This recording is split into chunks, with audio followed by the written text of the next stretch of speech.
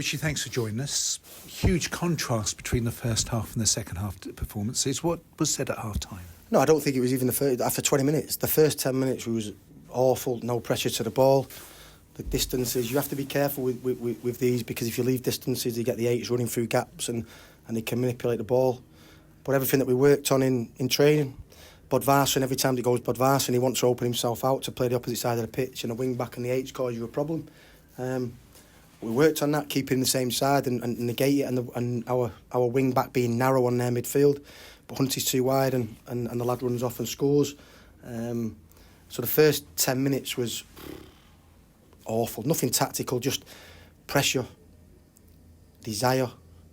And I have to say that some of the young lads were caught rabbits in the headlights first time they played in a big stadium, and I thought it was rabbits in the headlights. Then we recovered well, and I think the last 25 minutes of the first half, we was a better team. But you can see every time that it goes in their penalty area, Charles, they've got quality, the movement's good, and they get first contacts a hell of a lot.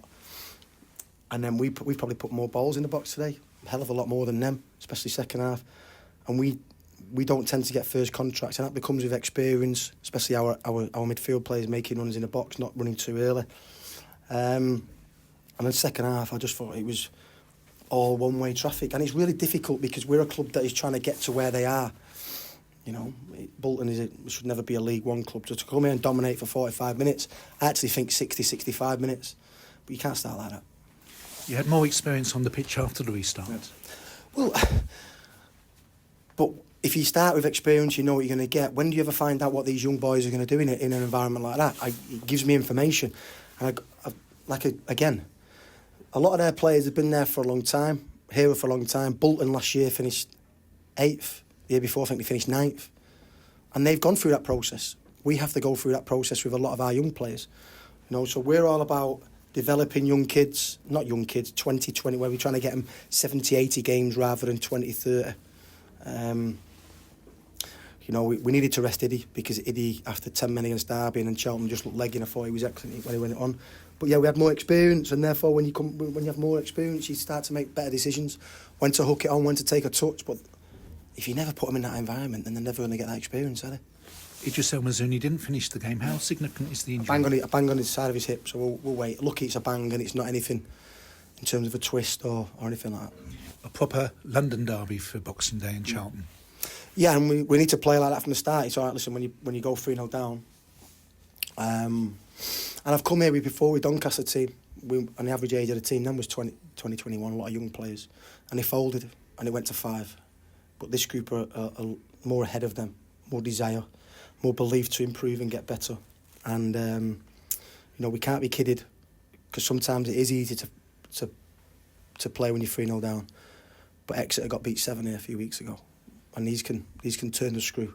So I think our second half performances, I say second half, last 60, 65 minutes, was very, very good.